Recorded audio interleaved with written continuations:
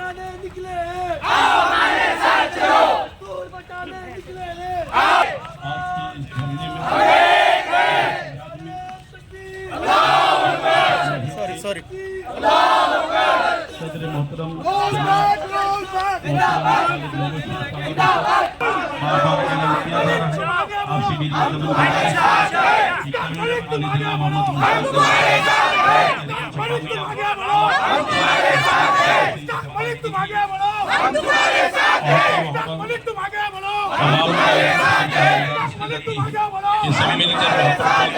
सभी का तो बहुत अच्छा रहेगा। इस इतिहास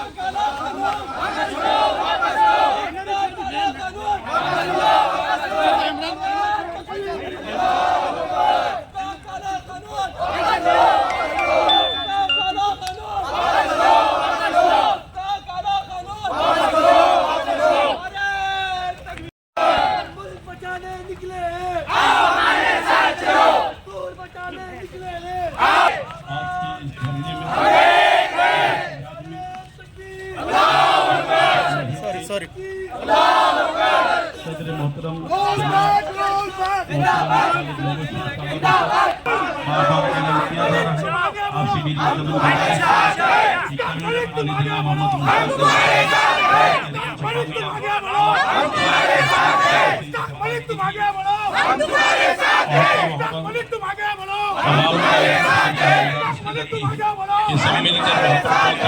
सभी का तो बहुत अच्छा रहेगा। इस इतिहास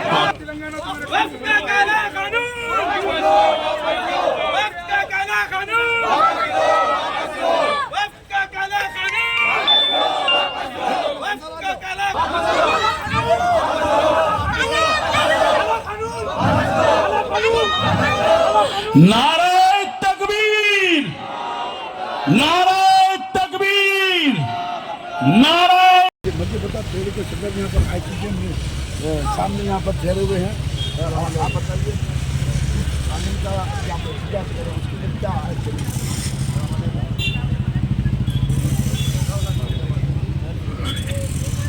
शुक्रगुजार, लेकिन ये किसी जमात के लिए नहीं आए, आप अपने वजूद के बका के लिए आए, आप अपने लिए आए हैं और किसी पर एहसान आपने नहीं किया। ये लड़ाई आपको लड़ना है, चाहे आपके कदम समझिए कि मुश्किल से उठे, परेशानी से उठे, मगर आपको ये लड़ाई लड़ना है। याद रखिए कि ये लड़ाई एनआरसी, एनपीआर और बाबरी मस्जिद से ज्यादा अहम लड़ाई है।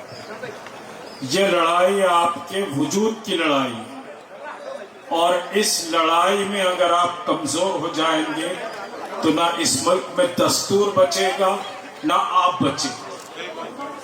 ये बुनियादी बात। अगर दस्तूर को बचाकर आप अपने आप को बचाना है तो फिर ये लड़ाई पूरी ताकत से लड़ना पड़ेगा। आज के इस समझिए के धरने में यूपी के एमपी आने वाले थे, मगर किसी के तवस्सुस से मुझे इत्तला मिली इमरान मसूद साहब, उनके सहारनपुर में एक मस्जिद को समझिए के गिरा दिया गया। इस वजह से वहां कुछ टेंस की सिचुएशन है, उसकी वजह से वो नहीं आ सके। और बिल, याद रखिए, बिल नहीं रहा बल्कि कानून बन गया। ये लॉ इनैक्ट हो गया और उत्तर प्रदेश और दूसरे भाजपा के जहां हुकूमतें हैं, ये बिल पूरी ताकत से काम कर रहा है। कई मसाजिद शहीद हो चुके हैं, कई मदारिस गिराए जा चुके हैं, कई समझिए के मसाजिद को नोटिस आ चुका है। तो ये बिल इनैक्ट हो गया है और इस बिल की लड़ाई में आपको पूरी ताकत का इस्तेमाल करना पड़ेगा। दस्तूर ने एहतजाज का हक दिया और वो दस्तूर के एहतजाज के हक के तहत आपको इस बिल को वापस करने के लिए लड़ाई लड़ना पड़ेगा। ये लड़ाई, एक बात याद रखिए, किसी शायर ने कहा, मैं खाने इकराम में दुनिया पीने नहीं देती, मैं खाने इकराम में दुनिया पीने नहीं देती, ना मर्द को दुनिया जीने नहीं देती, ना मर्द को दुनिया जीने नहीं देती। तो मर्दानगी का इजहार करना पड़ेगा और दस्तूर ने हक मर्द बनाया है आपको, बहुत बड़ी ताकत दी है। ये नामर्द आपसे आपका हक नहीं छीन सकती। अगर आप उनसे नीचे गिर जाना चाहते हैं तो फिर चोटियों की तरह आपकी मौत तय है। आपकी जिंदगी और आपकी तहजीब और आपकी बका का खात्मा तय है।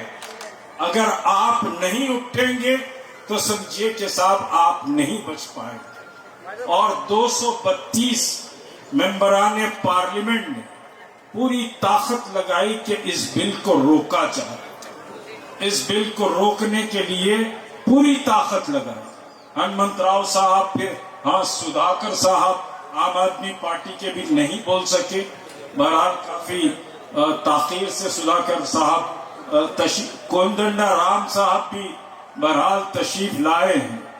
और ये बहरहाल वक्त क्योंकि बहुत तंग है, कोदंडा राम साहब को तो मैं खुद सुनना चाह रहा था और फिर समझिए कि दूसरों को भी, फहीम साहब हैं, सुधाकर साहब हैं, उनको भी सुनना चाह रहा था। लेकिन क्योंकि बिल्कुल लास्ट मोमेंट पे फिरोज खां तो वॉरियर है, मगर इस वक्त समझिए कि सूरत हाल 5 बज गए, ठीक है। तो ये कि अभी खत्म किया जा रहा है, तो ये कि बहरहाल ये लड़ाई बहुत अहम लड़ाई है, कोई तकरीर का वक्त नहीं है।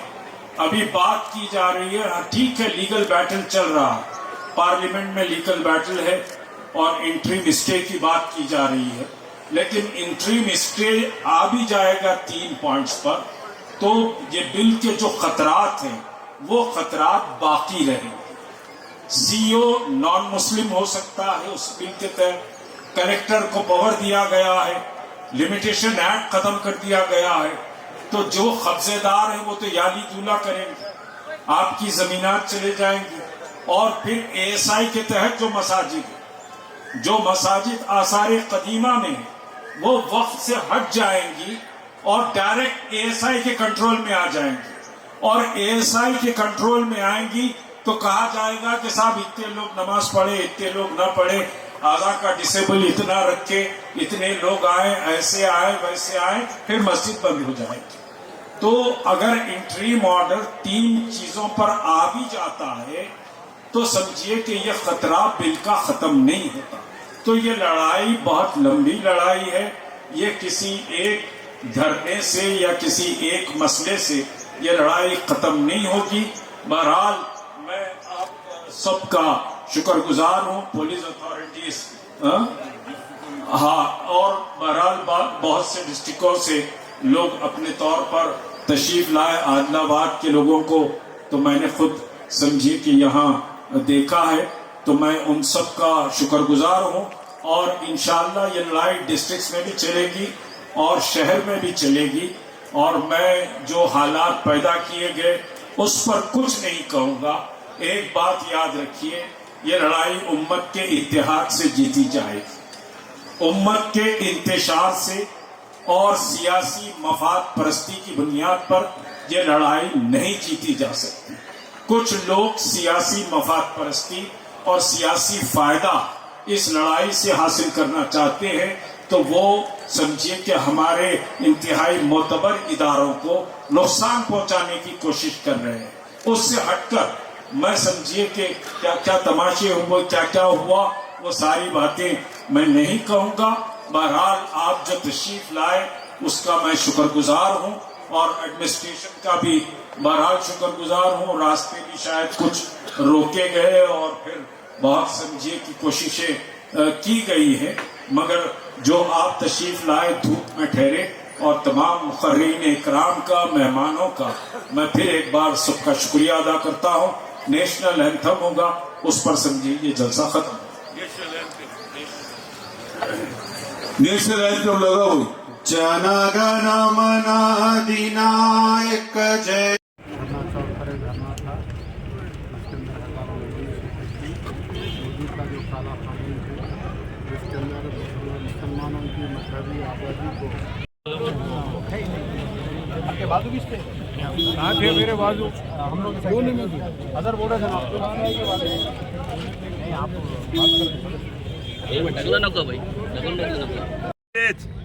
जमीन का नाम ले सकते। वक्फ ट्रिब्यूनल में जीता गया केस, हाई कोर्ट में जीता गया केस। हाई कोर्ट में Akbaruddin Owaisi one of the partner थे उसमें, वन ऑफ द उस पेटिशनर थे उसमें। फिर सुप्रीम कोर्ट जब हाई कोर्ट में जीत लिए वक्फ बोर्ड केस, वक्फ के फेवर में है फैसला, तो अकबरुद्दीन अवैसी क्यों नहीं गए सुप्रीम कोर्ट को? सीधा सवाल है, ये ढोंग नहीं चल भाई, रास्ता दो भाई।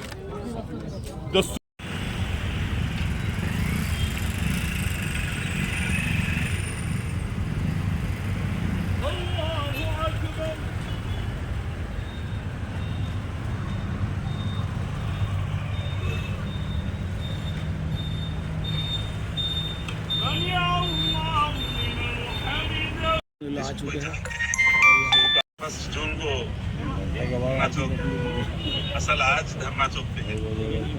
आप तमाम से गुजारिश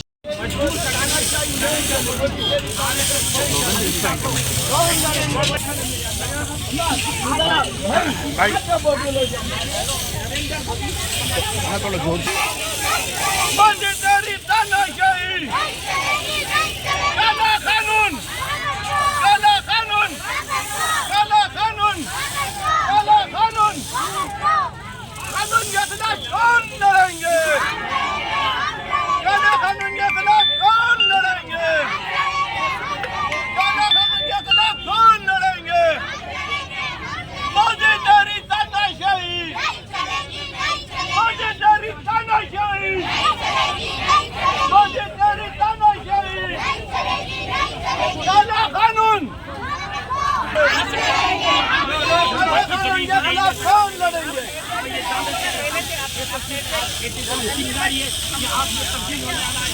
हम गुस्से का मुजाहरा नहीं करें, गुस्से का मुजाहरा करेंगे तो हम जो भी एहतजाज कर रहे हैं, जो भी हम मुतालिबा कर रहे हैं, दस्तूर के दायरे में रहते हैं। मेरे हिंदू भाइयों,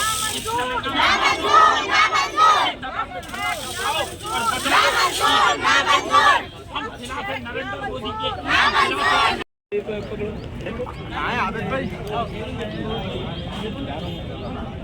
हमारे फरतुल्ला खान साहब से दरखास्त की जाती है कि वो आगे बढ़े। भाई आम आदमियों से गुजारिश की जाती है स्टेज पे ना चढ़े, भाई स्टेज पे ना चढ़े। आप जो है आम आदमी से गुजारिश की जाती है वो बाहर निकले तो बेहतर रहेगा।